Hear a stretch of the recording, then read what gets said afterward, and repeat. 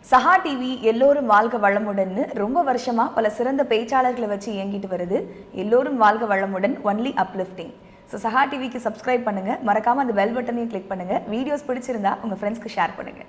சஹா TV நேயர்கள் அனைவருக்கும் எனது அன்பான வணக்கங்கள். நான் உங்கள் கௌதமி சுப்ரமணி.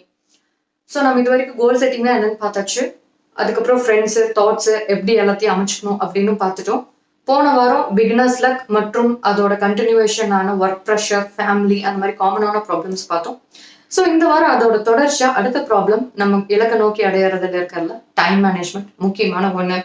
ஸோ பொதுவாக நம்ம என்ன சொல்லுவோம், எனக்கு டைம் இல்லை, இன்னொரு 2 மணி நேரம் இருந்திருந்தா நான் இதை சூப்பராக முடிச்சிருப்பேன், இன்னும் 2 நாள்ல நான் இதை அமோகமா பண்ணியிருப்பேன், பட் டைம் இல்லாம போச்சு. ஸோ இந்த மாதிரி வாக்கியங்கள் வந்து காமனா எல்லாத்துலையும் கேட்கலாம்.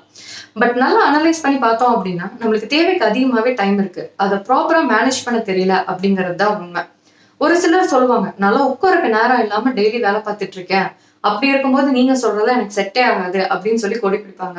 ஸோ அப்படி சொல்றவங்க ஃபர்ஸ்ட் நான் சொல்ற டெஸ்ட்டை எடுத்துக்கோங்க. ஒரு வாரம் காலையில எந்திரிச்சதுல இருந்து நைட் வரைக்கும் நீங்க என்னென்னலாம் பண்ணீங்க. எவ்ரி ஹாஃப் அன் ஹவர், ஒரு 6 to 6:30 நான் காஃபி குடிச்சேன், 7 to 7:30 நான் மொபைல் பார்த்தேன், 7:30 to 8 நான் என்னோட காலை கடமைகளை வந்து முடிக்க போயிட்டேன். அந்த மாதிரி என்ன உண்மையா பண்ணீங்களோ அதை மட்டும் நீங்க எழுதிட்டு வாங்க. ஸோ இந்த ரிசல்ட்ஸ் வந்து ஒரு பக்கம் இருக்கட்டும். இதுக்கு பேரலா அதே வாரம் நீங்க பண்ண வேண்டிய ஒரு வேலை இருக்கு. டெய்லி 1 மணி நேரம் உட்காந்து என்ன பண்ணணும் அப்படின்னா உங்க எண்ண ஓட்டங்களை நீங்க அனலைஸ் பண்ணணும். 1 மணி நேரம் ஃப்ரீயா எதை பத்தியுமே திங்க் பண்ணாம இருக்கும் போது கூட உங்களுக்குள்ள சில தாட்ஸ் வரும். அதாவது இன்னும் 2 வருஷத்துல நான் நல்ல வேலைக்கு போகணும், இன்னும் 3 வருஷத்துல நான் இவ்வளவு சேமிச்சு வைக்கணும், இல்ல இன்னும் 3 வருஷத்துல எங்க அப்பாவோட கடன் அடைக்கணும். இந்த மாதிரி நிறைய தாட்ஸ் வந்து ஓடிட்டே இருக்கும். ஸோ அந்த தாட்ஸ் எல்லாம் நீங்க லிஸ்ட் அவுட் பண்ணிட்டே வாங்க. ஒரு வாரம் கழிச்சு அந்த செகண்ட் ரிப்போர்ட்டை, இந்த தாட்ஸ் அனலைஸ் ரிப்போர்ட் எடுத்து பார்க்கும்போது சில தாட்ஸை வந்து நீங்க 7 to 8 டைம்ஸ் வந்து மேக்ஸிமம் ரிப்பீட் பண்ணியிருப்பீங்க. ஸோ அதெல்லாம் தான் உங்க கோல்ஸ் பிளஸ் அவசியமான தாட்ஸும் கூட. இந்த 1 தடவை 2 தடவை எழுதின தாட்ஸ் எல்லாம் வந்துட்டு உங்களோட ஆசைகள். ஸோ அதுக்கு இப்போதைக்கு எம்பசைஸ் கொடுக்கணும்னு அவசியம் கிடையாது, அதை போக போகல நம்ம பார்த்துக்கலாம். ஸோ இந்த அவசியமான தாட்ஸை தனியா லிஸ்ட் அவுட் பண்ணிக்கோங்க. அதை எடுத்துட்டு இப்ப நம்ம ஃபர்ஸ்ட் ஒரு ரிப்போர்ட், ஒரு வாரம் நம்ம என்னென்ன வேலை பார்த்தோம்னு எழுதி வச்சிருக்கோம் இல்லையா, இந்த 2 ரிப்போர்ட்டையும் பக்கத்துல வச்சுட்டு ஒரு ஃப்ரீ டைம்ல அனலைஸ் பண்ண போறீங்க. இந்த அவசியமான தாட்ஸ்களுக்காக நீங்க அந்த நாள்ல எவ்வளவு நேரம் செலவழிச்சிருக்கீங்க அப்படின்னு பாருங்க. ஸோ மேக்சிமம் இதுல செலவழிக்காம கண்டதுலயும் செலவழிச்சவங்க தான் டைமே இல்லைன்னு சொல்றவங்க. ஆல்ரெடி ஃபோக்கஸ்டா போயிட்டு இருக்கவங்க ஒன்றும் பிரச்சனை இல்லை, சின்ன சின்ன என்ஹான்ஸ்மெண்ட் செஞ்சாலே போதுமானது. பட் உங்க எய்ம் ஒன்று, நீங்க செலவழிக்கிற நேரம் வந்து வேற ஒண்ணுக்கா இருந்தா நீங்க அடிப்படையில இருந்து ரெகுலரைஸ் பண்ணணும். அப்படி நீங்க ரெகுலரைஸ் பண்ணலன்னா டெஃபினட்டா உங்க எய்மை ஒரு போதும் நீங்க அட்டைன் பண்ண முடியாது. ஸோ அப்படி எப்படி ரெகுலரைஸ் பண்றது அப்படின்னு கேட்டீங்கன்னா தொடர்ந்து லிசன் பண்ணுங்க. பொதுவா உங்க நாளை 3 பிரிச்சுக்கோங்க. அதாவது 3 8 மணி நேரமா பிரிச்சுக்கோங்க.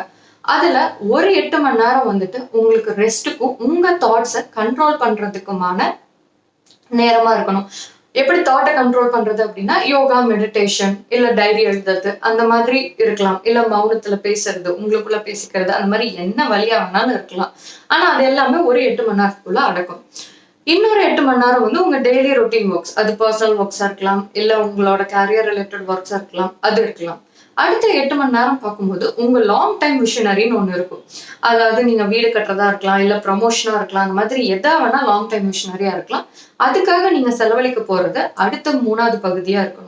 ஸோ இதெல்லாம் நீங்க வந்துட்டு ஒரே 3 பகுதியா இருக்கணுமா அப்படின்னு கேட்டா, அதாவது எக்ஸாம்பிள் என்னன்னா, இப்ப நான் டெய்லி ஒர்க்னா கண்டினியூஸா 8 மணி நேரம் என் டெய்லி ஒர்க்கை பார்த்துட்டு தான் என் எய்முக்கு ஒர்க் பண்ணா அவசியம் கிடையாது. அப்படி இருந்தா ரிசல்ட்டும் வந்துட்டு எஃபெக்டிவா வராது. கலந்து இருந்தா பெட்டரான ரிசல்ட்ஸும் உங்களால கொடுக்க முடியும். ஃபார் எக்ஸாம்பிள் 10 to 12 என்னோட ஒர்க்கை பார்த்தேன், ஒரு 12ல இருந்து 1 மணிக்கு எனக்கு போர் அடிச்சது, உடனே என் எய்மை நோக்கி ஒர்க் பண்ண ஆரம்பிச்சேன், இல்லைன்னா என் தாட்ஸை கண்ட்ரோல் பண்ணி நான் ஃபோக்கஸ்டா என் வேலையை பார்க்க ஆரம்பிச்சேன். அந்த மாதிரி இருக்கும்போது உங்களுக்கு ரிசல்ட்ஸும் வந்துட்டு ரொம்ப பெட்டர்மெண்டா கிடைக்கும். ஸோ ஒரு மாசம் நான் சொன்ன மாதிரி ஃபர்ஸ்ட் ரிப்போர்ட்டையும் அனலைஸ் பண்ணி வச்சுக்கோங்க, செகண்ட் ரிப்போர்ட்டையும் அனலைஸ் பண்ணி அவசியமான தாட்ஸை எடுத்துக்கோங்க. ஸோ இந்த 2 ரிப்போர்ட்டையும் வச்சு அனலைஸ் பண்ணி ஒரு மாசம் கண்டினியூஸா உங்களோட எஃபிஷியன்சியை வந்து நீங்க கூட்டுங்க. அதுக்கு தகுந்த மாதிரி டைமை வகுத்துட்டு நீங்க கூட்டி பாருங்க. கண்டிப்பா ரிசல்ட்ஸ் வந்து சோ ஃபார் பெட்டரா இருக்கும். இதுல வந்து சந்தேகப்படுறதுக்கே இல்லை. ஒரு மாசத்துக்கு அப்புறம் அது உங்க வழக்கமாக்கிடுங்க. வெற்றி வந்து தூரம் இல்லை. கண்டிப்பா இதே மாதிரி டைம் மேனேஜ்மெண்ட்னால நீங்க மேல வந்திருப்பீங்க. இல்ல லாஸ்ட் வீக் நான் சொன்ன ரெமடிஸ்னால யாராவது உங்க லைஃப்ல வந்து மேம்பட்டிருக்கீங்க அப்படின்னா டெஃபினட்டா வந்துட்டு எங்களோட கீழே இருக்கிற கமெண்ட் செக்ஷன்ல ஷேர் பண்ணுங்க. தன்னம்பிக்கை உங்கட்டும். கௌதமி சுப்ரமணி.